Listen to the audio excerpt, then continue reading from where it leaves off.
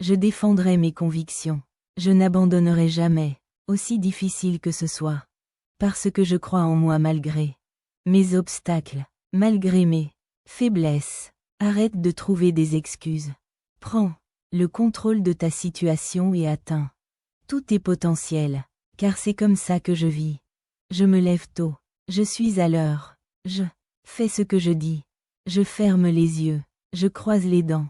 Sois un homme, fais-le, boum, non, personne, ne les laisse pas faire. Tu es un homme, lève-toi, sois un homme, sois un homme, arrête de pleurer, les décisions que tu prends maintenant te reviennent. Tu pleures à cause de quelque chose qui t'est arrivé quand tu étais enfant. Tu n'es même plus un enfant. Tu es un homme. Assume pleinement tes bêtises. Tes parents ne t'ont pas forcé à jouer aux jeux vidéo. Et alors? Ton père n'était pas là. Tu ne pleures plus? Tu n'as plus 10 ans. Sois un homme. Alors j'ai dû apprendre à être un homme. J'ai progressé très rapidement et je pense que c'était un avantage. Parce que j'ai dû apprendre à gagner de l'argent. J'ai dû apprendre à me faire des amis. J'ai dû apprendre à me battre. J'ai dû apprendre à me défendre. J'ai dû apprendre à défendre ma famille.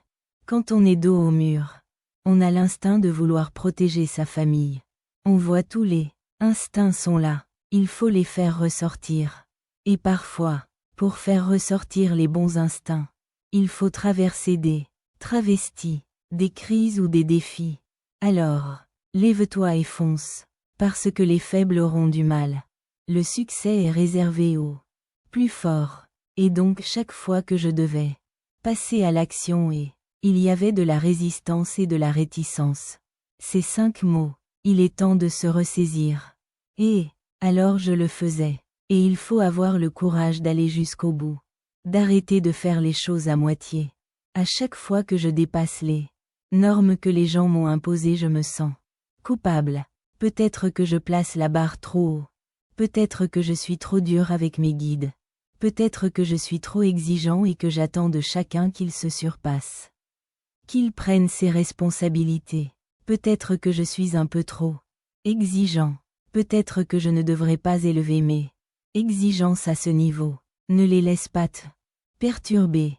Tu continues à placer la barre plus haut. Et devine quoi? J'ai dû me relever, même si c'était difficile et que j'ai dû prendre ma vie en main. Prendre ma vie en main.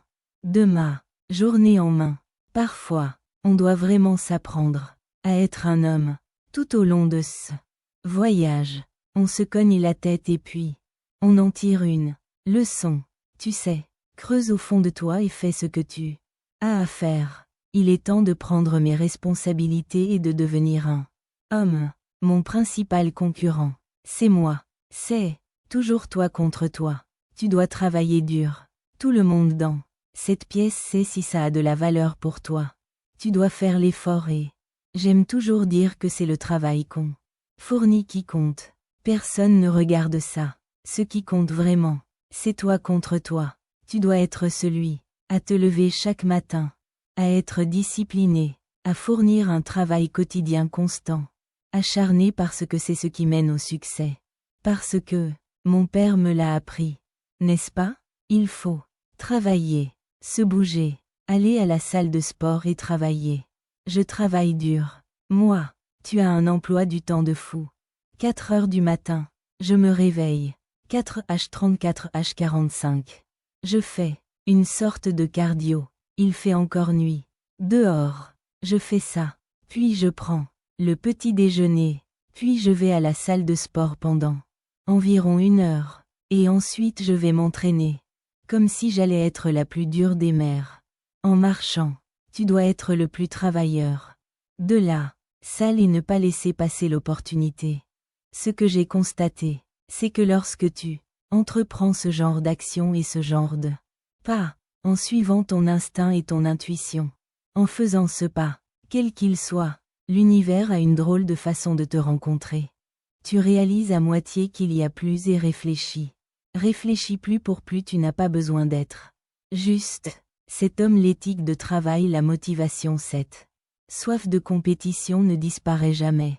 La personne avec qui je suis le plus en compétition, c'est moi-même, c'est toi contre Toi, il est temps de rester concentré, il est temps de décider les boîtes de nuit, faire la fête, essayer de s'intégrer et de socialiser, côtoyer tout le monde pour que les gens puissent arrêter de te traiter de bizarre. Pourquoi es-tu si antisocial? Parce que j'y essaie de comprendre. Pourquoi restes-tu autant sur le terrain de basket? Parce que j'essaie de comprendre. Pourquoi t'entraînes-tu dehors dans la chaleur alors qu'il n'y a personne d'autre? Parce que j'essaie de comprendre. Pourquoi n'es-tu pas en boîte comme à chaque fois que je t'envoie un texto et t'invite à faire un truc amusant et cool? Tu es toujours en train d'étudier parce que j'essaie de comprendre. Je pense juste à quel point ce sera amusant où je vais être demain matin et mes concurrents sont toujours en train de noyer leur peur et leur, tu sais, d'essayer des apostrophes, fuir leur réalité actuelle, tu sais. Les soirées du vendredi soir. Alors ils vont sortir et faire la fête et pour le reste, ils trouvent un peu de répit à la vie stressante qu'ils mènent. C'est un répit temporaire.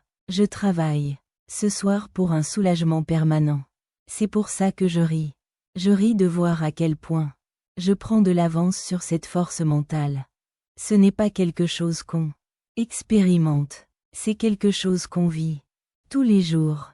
Alors quand quelque chose de dur arrive à ces jeunes, comme pendant la semaine infernale, ça réveille quelque chose qui les rend très vulnérables et ils recherchent du réconfort quand les difficultés surviennent et que vous ne savez pas ce que c'est. Cela peut être différent pour vous que pour moi. Mais vous retournez à vos insécurités et quand vous retournez à vos insécurités, vous cherchez du réconfort au sein de ces insécurités et nous cherchons tous ce biscuit que votre mère vous donnait quand vous étiez triste. Quand vous étiez malade, nous cherchons notre femme ou notre mari, nous cherchons du réconfort. C'est dans ces moments que vous devez rééduquer votre esprit pour penser différemment. Et si je vous disais que c'était le dernier lundi matin de votre vie, comment restez-vous motivé? Je vais vous poser une question. Comment ne restez-vous pas motivé? Eh bien, laissez-moi bien comprendre. Vous avez gagné au loto de l'univers. C'est-à-dire, être un être humain sur Terre et vous n'êtes pas motivé, vous n'êtes pas enthousiaste, et vous ne vous donnez pas à fond. Vous n'y allez pas, et vous êtes prêt à rester là comme une massée, à attendre de mourir. Vous êtes nul, c'est de plus en plus difficile pour quiconque vit et respire. Alors quoi que tu fasses, il faut continuer d'avancer, fort dans les tranchées. Tu ne sais pas où tu vas, tu es perdu, tu vois ce que je veux dire. Tu n'as pas de direction. Alors pour moi, je pense que les deux, ensemble, quand tu as vraiment la vision et que tu es capable de la manifester, mais aussi quand tu t'y mets à fond. La magie opère. Mec, la magie, c'est là que réside la magie, mais beaucoup de gens n'y arrivent jamais. Malheureusement, beaucoup de gens ont la chance de pouvoir rêver. Je dois devenir plus fort. Je dois m'entraîner différemment. Le programme de musculation que je suis, je dois l'adapter pour une saison de 82 matchs afin que, lorsque les séries éliminatoires arriveront, mes jambes soient plus fortes et que la balle arrive. Alors je regarde ça rationnellement et je me dis, ok, la raison pour laquelle j'ai raté mes tirs, c'est que mes jambes ne sont pas là. Eh bien, l'année prochaine, elles seront là. Voilà, c'est fait. Allez, où sont tes valeurs en coulisses? Quels sont tes Humbert ressemblent à en coulisses? Allez, quel genre de travail fournis-tu en coulisses? Allez, baisse-toi et donne-moi 50. Allez, réécris-le. Allez, crois-y à nouveau. Allez, chante à nouveau.